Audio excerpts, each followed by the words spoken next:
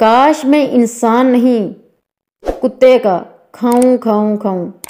ویران سی ایک کٹیا میں رات کے پچھلے پہر پھیلے ہوئے اس سناٹے کو تھوڑی تھوڑی دیر بعد اس کی ماں کی کھانسی کی آواز توڑ دیتی تھی اور وہ خاموشی سے کٹیا کی ٹوٹی ہوئی چھت سے باہر پھیلے ہوئے گپ اندھیرے کو تکے جا رہا تھا۔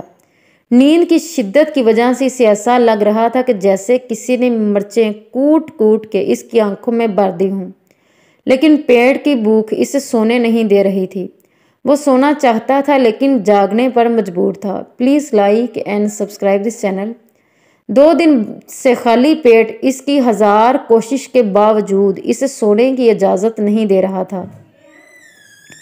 11 سالہ فیکا شہر کے ایک بڑے چوک میں بڑی بڑی گاڑیوں کے شیشے صاف کیا کرتا تھا، جس کے بدلے میں اسے گالیوں اور دھکوں کے علاوہ کبھی کبھی کسی سے 5-10 روپے بھی مل جاتے تھے۔ وہ سارے دن کے پیسے ملا کر وہ شام کو کھانا اور بیمار ماں کے لیے ایک ڈسپینسر کی لکھی گئی سستی دوائی بھی لے کر جاتا تھا، مگر 2 دن سے وہ بیماری اور درد سے تڑپتی ماں کے سرہانے سے الگ نہیں ہو سکتا تھا۔ کمائی کیسے کرتا؟ جو بچے کچے کھانے کے ٹکڑے تھے وہ اس نے ماں کو کھلا دیے تھے، لیکن خود کچھ بھی کھائے بغیر ماں کے سرہانے بیٹھا جانے سے خدا سے ماں کے ٹھیک ہو جانے کی دعائیں مانگ رہا تھا، اس خدا سے جس کے متعلق وہ کچھ بھی نہیں جانتا تھا۔ بس ایک دفعہ ماں نے اس سے کہا تھا کہ پتر، جب بھی کوئی مسئلہ ہو اللہ کو بتایا کر، اس سے مانگا کر، وہ مجھ سے بھی زیادہ محبت کرتا ہے تجھ سے۔ ماں کی یہ بات اس کے معصوم اور کچے ذہن پر نقش ہو گئی تھی۔ اب جب بھی ماں کو درد ہوتا یا کھانسی کا دورہ پڑتا یا اسے کسی بھی گاڑی والے سے پیسے نہ مل رہے ہوتے، وہ آہستہ سے اللہ کو بتاتا اور اس سے کہتا کہ وہ اس کی مدد کرے۔ کبھی کبھی تو اس کا مسئلہ حل ہو جاتا، لیکن کبھی کبھی مشکل دور نہ ہوتی تو وہ خود کو بھی یہ کہہ کر تسلی دے لیتا کہ شاید اللہ جی مصروف ہوں گے۔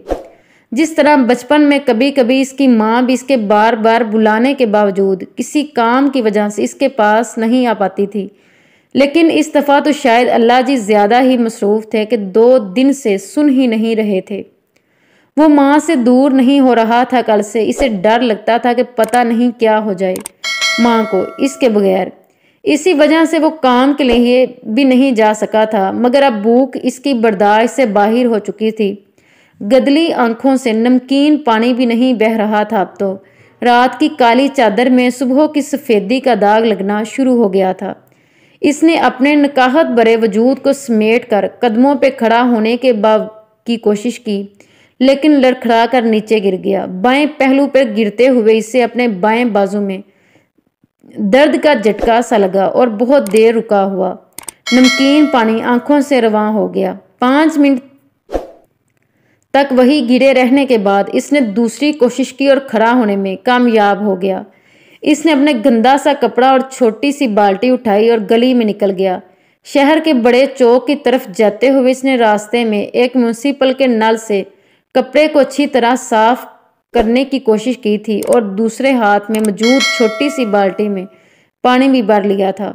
اسے چوک میں کھڑے ہوئے 2 گھنٹے ہو رہے تھے۔ بے شمار گالیوں اور دھکوں کے ساتھ اسے 2 گاڑی والوں سے 10-10 روپے بھی ملے تھے۔ وہ چاہتا تھا کہ 2-3 اور گاڑی والوں سے پیسے مل جائیں، وہ کچھ کھانے کو لے کر گھر چلا جائے ماں کے پاس۔ پتہ نہیں ماں کتنی تکلیف میں ہوگی۔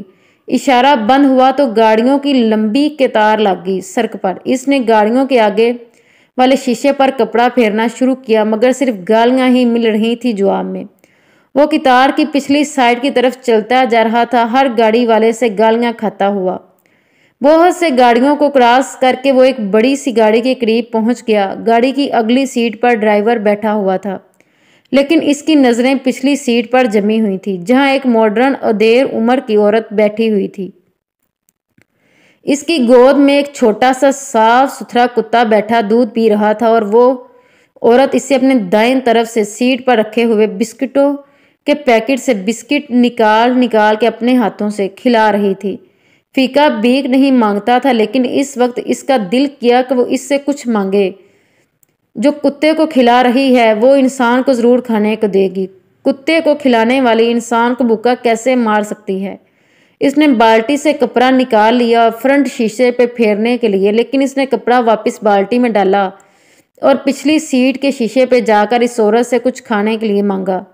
कुछ खाने को दे दो मेम साहब, मैं 2 दिन से भूखा हूँ।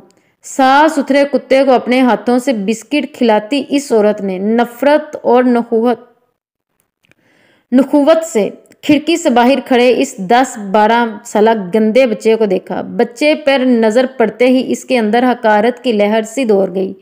इसने नफरत से मुंह फेर लिया और हाथ के इशारे से इसको वहां से दफा हो जाने का इशारा भी कर दिया, लेकिन वो ढीठ बच्चा वहां से हटने को तैयार नजर नहीं आ रहा था और मुसलसल कुछ खाने को मांगे जा रहा था। इसने गुस्से से इसकी तरफ दोबारा देखा। थोड़ा सा शीशा नीचे करके इसने इसको 2-3 गालियां दी और वहां से दफा हो जाने को कहा और नाक पे हाथ रखते हुए जल्दी से शीशा बंद कर लिया। मगर वो बच्चा तो वहां से हटने को तैयार ही नहीं था। शायद वो खिड़की से लगा मुसलसल सदा दिए जा रहा था। औरत का गुस्सा अब अरूज पर पहुंच गया था, लेकिन इससे पहले कि वो कुछ करती इशारा खुल गया और इसके ड्राइवर ने गाड़ी आगे बढ़ा दी। फीके ने गाड़ी को आगे बढ़ते हुए देखा तो दुख की शिद्दत से इसके दिल में बड़ी अजीब ख्वाहिश जागी। इसका दिल चाहा कि वो कुत्ता बन जाए। इसे अपने इंसान होने पर अफसोस हो रहा था। वो अल्लाह जी से ये कह रहा था कि वो इंसान क्यों बना, वो किसी कुत्ते का बच्चा क्यों नहीं बना। इसने गाड़ी को आगे बढ़ते देखा और फिर इस गाड़ी के इशारा क्रॉस करने से पहले ही दोबारा इशारा बंद हो गया और गाड़ी दोबारा रुक गई। फीके से ये जिल्लत बर्दाश्त नहीं हो रही थी कि कुत्ते को खिलाने वाली ने इसे दुत्कार दिया था। वो भागता हुआ दोबारा गाड़ी के पास पहुंच गया और फिर खिड़की पर दस्तक के साथ खाने की सदा दी। इस दफ़ा इसकी सदा में शिद्दत थी। इस औरत का गुस्सा अभी पूरी तरह कम भी नहीं हुआ था कि इसने फिर से इस बच्चे को खिड़की पर दस्तक देते देखा तो इसका दिमाग गुस्से की शिद्दत से बक से उठ गया। फीका अब दोनों ही तरफ की सड़कों के दरमियान पतली सी ईंट की पट्टी पर खड़ा था। इसकी नजरें इस औरत पर जमी हुई थी। फिर इसने औरत को गुस्से से गाड़ी का दरवाज़ा खोल के नीचे उतरते देखा तो वो डर के पीछे हटा। इस पट्टी से उतर के दूसरी सड़क पर जा खड़ा हुआ। औरत ने गाड़ी से निकलते हुए बच्चे को डर के पीछे हटते देखा तो इस बात ने इसके तैश और नफरत को मजीद हवा दी। जलील कमीने, मेरे कुत्ते के हिस्से का खाना खाएगा तू? गालियों की बुछाड़ के साथ ही इस सेहतमंद औरत ने बारीक भरकम हाथ फीके के मुंह पर जड़ दिया।